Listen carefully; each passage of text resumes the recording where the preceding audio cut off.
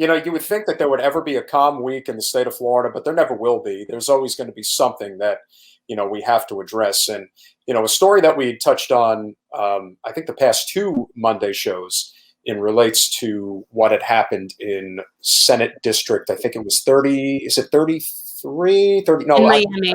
Talking in Miami, yes. Yeah, it's like 35 or 36. And so JJR, Jose Javier Rodriguez, unfortunately, was, I guess, what you would call a victim of election fraud. And so the gentleman, Frank Artillis, who basically organized this thing to put another Rodriguez on the ballot to confuse voters, kind of like the 2000 ballots where Pat Buchanan's name was put in a place where normally the Democratic candidate would be, to kind of throw people off. If you've ever seen the ballot, you'd be like, yeah, that makes no sense. But of course, these are the types of tricks that the GOP employs. And even though people like you and I would be savvy enough to know the difference between the two Rodriguezes, there's still a number of people, or shall I say a lot of voters, quite frankly, that don't really know who their candidates are. Now, they vote, and we want everyone to vote. But unfortunately, we have a small percentage of the population that votes to begin with. And on top of that, you also have a significant percentage of them who are not well informed. So when you add all that up, things like this can ultimately happen. But basically, he put up a fraudulent candidate, implying that it was someone who it wasn't, like that Eddie Murphy movie. That is correct. It's like the Eddie Murphy. What was that called? Oh my God, I forget what it was called. Oh, you're thinking of Bowfinger when it's? I don't think it was both. No, it was. He was pretended to be. His name was Jefferson, and he used the name without a picture of himself, and pretended to be someone who he knew had died. And he won because people voted for the name. Very interesting. I don't remember that movie. I just remember that there was like a bait and switch in this movie that was done. And again, this is the type of thing that people do. Now, is it? It depends on the technical. I mean, again, you're the lawyer here, so I don't know the legality within which the frame of what he did, what he didn't do, what is considered acceptable, what isn't. I'm not really sure. All I do know is that if there are documents showing that this guy specifically put somebody in this race through, I guess what you would call some form of a bribe to get them to run, to have their name on the ballot just to screw things up, yeah, that's pretty bad. And it's probably not that big of a deal in comparison to the other types of things, the other types of nefarious tactics that go on. I'm reading a book right now that in one part of the book, they talk about ballot dumping, and it's done in such a nonchalant way. Yeah, one side was just waiting for the other side to release certain ballots, and then the other side would say they have a certain amount. It's like, you're admitting that you're cheating. And this is why people don't want to be involved, because they don't trust the process. And cases like this make you think, well, how can we trust the process? The Distinguished Gentleman. That's the name of the movie. Don't know it, but I know it now. Yes. It wasn't really that great of a movie, but that was the premise. Okay, so basically election fraud in Florida. So that's typical. And Broward has the highest percent of British variant COVID cases. Yeah, and we're number one. Broward's number one. Well, we're horrifically congested, and our governor doesn't think that there's a problem. No, and then it really comes down to whether or not, we face the reality that we are overpopulated, and that with too many people living in too close quarters, sharing too much, reduced space, and we don't have a lot of green space in Broward County.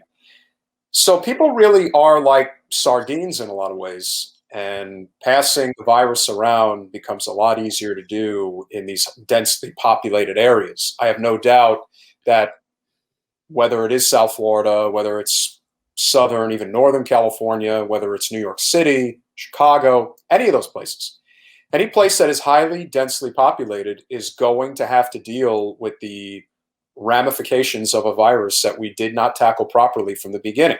And as we discussed last time, and we can discuss every time, we still do not have a universal healthcare system, which would have infinitely helped the process, would have saved countless lives, hundreds of thousands apparently. And so with this British variant that's coming in, which apparently is more lethal. Is that correct? Is that my That's understanding? my understanding. Okay. If But anything's going to super spread, it's going to be down here. I would say Hollywood Beach, based on just my personal experiences being there in the past well, when month. you and I went to the beach, and we saw basically everybody not wearing masks. It doesn't, and I was just there again with our beach cleanup last week, and it's like there's the same thing, right? Same thing. Yeah, there's no there's really there's no changing the fact that unfortunately Florida has a lot of problems, and they're not going to get better anytime soon for, like I said, a multitude of reasons. The transient nature within which our part of the state happens to be. We have very disinterested citizens in the sense that, there is an activist crowd, but a lot of it's split. A lot of it's very fickle in terms of how they want to engage or recognize. And a lot of it's based on nonsense like renaming streets and that kind of thing. And I'm not discounting that there are things that need to be done, but like I said, unless we deal with primary problems, the things that actually affect our day-to-day lives, and again, I understand how certain people feel about certain things, but you know what? It is a privilege to focus your energies on something that basically bothers you and isn't what's affecting the collective. What is affecting the collective is our health. And that is something that is happening day in and day out. It is a serious problem. And that's why, if you get the vaccine, that's great. And, I will get it, but I am in no rush for this reason. We need to see just how effective it is. And with this British variant, we need to know if, in fact, it's going to be effective against that. Because if the British variant starts to spread and the vaccine that has been given does nothing to help it, then we're really looking at another extended pandemic. Yeah. And all the while, we could have solved this. You couldn't have solved it completely. But if from the very beginning we had monthly stimulus checks and universal health care, think about how much of a different scenario we'd be sitting in today. Yeah. Okay, let's move on from COVID. So the crisis only gets worse. We're going to move on from COVID because, I probably shouldn't even, this could be the last time I put up a COVID story. I'm kind of getting sick but this was important because you needed to address the fact that all of it is important until I'm just kind of sick of talking about it. No, because you plug one hole and then another hole opens up. I know. So that's the problem. But we're going to become, I just don't want to become like, sort of like the Rachel Maddow of COVID with Russia, like that. Like we need to not be on that. Speaking of plugging holes, this just seems to be one thing after the other.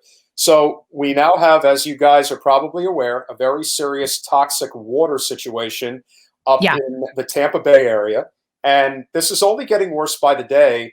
I don't know what the thousands of people I think have been evacuated out of their neighborhoods at this point. Yeah, it's something like 300 homes.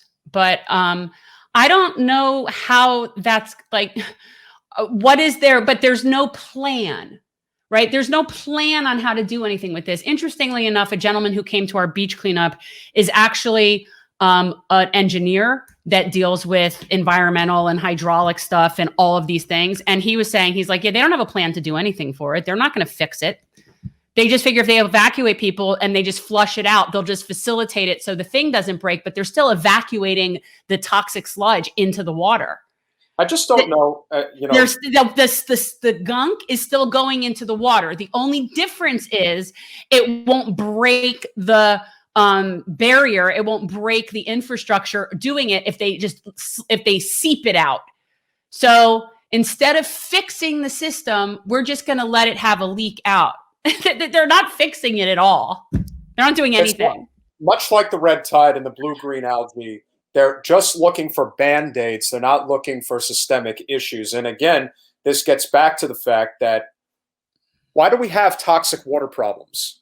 Well, Florida is apparently the number one phosphate plant in the country and one of the largest exporters of phosphates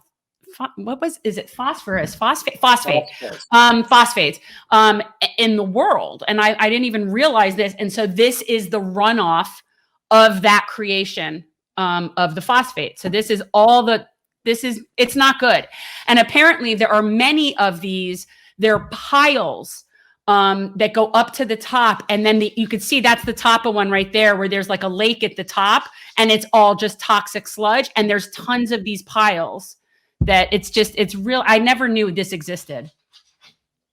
I think it's really gross. Well, I think it speaks to an even greater problem. Jordan Chariton of Status Quo, friend of the show, he's done an amazing job, obviously covering the Flint water crisis. But as he and you have stated many a times, there are Flints all over the United States, just like there are toxic water problems all over the state of Florida. This just happens to be one that is literally coming to the surface and it's going to break and it's going to be very bad. Yeah. And so at what point do we overhaul our energy grid and recognize that we cannot afford to have things like this? Because if we do, they're not going away. We could but it doesn't, in the meantime, where are these people supposed to go? And for how long are they supposed to go there? Well, and then even when they come back, their water is still going to be poisoned. So I don't understand what is the point of evacuating people if you don't have a solution for them to go back? Well, that's a fair point. But again, I mean, it's also the fact that this is a very overpopulated state. There is limited land that you could even live on to begin with. A lot of land is protected, especially in South Florida. And so at some point, you have to say, why is Governor DeSantis doing what he's doing? I sometimes question if the reason he does what he does is because he's trying to deter people from moving to the state. Anything that they do is for profit and money. So whatever it is, all roads lead there. But the last thing then, this is actually, I think, the most important thing is the GOP passed the anti-protest bill. And this is a really big problem. And this is going on in multiple states right now, by the way. This is going on all over the place. It's not just here. But it's House Bill 1. And this is essentially a violation of our First Amendment. This is a bill that it allows people to run over protesters. It basically is taking away our right of assembly, our right of free speech. It's very problematic. And I have to tell you, concerned that this actually has a chance of getting through. And I do find it completely unconstitutional, and I do believe it would be found to be unconstitutional, but I'd still rather not have it go through. Well, what you have to remember about the protest bill, and I think this is very important, is that the reason why these things become so hyperbolic is there is always going to be good and bad in anything. And there are elements of the bill that are good, obviously, but then there are what you call poison pills that get stuck in these bills purposefully to hammer away at the working class. That's what they do. Well, that's the point. What they do is they want to use the, but this is really a free speech issue. Yet again, another fascist takeover of our right to speak. Yeah, and so of course the fascist takeover of our speech has much more to do with, and this is a very good point because of what happened, as you know, with Lieutenant Nazario the other day, who was obviously, you want to talk about abuse of power. Oh, that whole thing? Oh, we haven't even talked about that. The lieutenant. But what I think is very important to note, and someone brought this up the other day, and I think it's true. The more that society starts to question the way things are, and the more they recognize that the system is not just flawed, but perhaps even beyond saving at this point, we are living in a police state. And the reason why the cops do what they do in certain instances is because they want citizens to be afraid of them. They do not want there to be any type of citizen uprising. And so by not having a citizen's uprising, they kind of give them these little warnings here and there to say, hey, if you even try to protest in the street for universal health care, police reform, the environment, well, we could line up 100,000 of these cops at any moment with tanks, with armory, and basically put you in your place. And I think that is part of what they're trying to do. Yeah, I mean, well, look, it's all just part of suppression and keeping people down and keeping people fighting, and just it's all part of it, and it's just really authoritarian and it's really scary. And it's just something that we need to really be concerned with here, right? But hey, while you're So at I it, would be calling up your state senators as this is going to move forward through the legislature and be saying, we do not want this. Correct. Thanks for watching. If you want to support our mission to transform politics into service, please like this video, subscribe, follow us on social media, and consider joining our Patreon, where you'll get early access to our interviews as well as other exclusive content. Links are in the description. Peace out.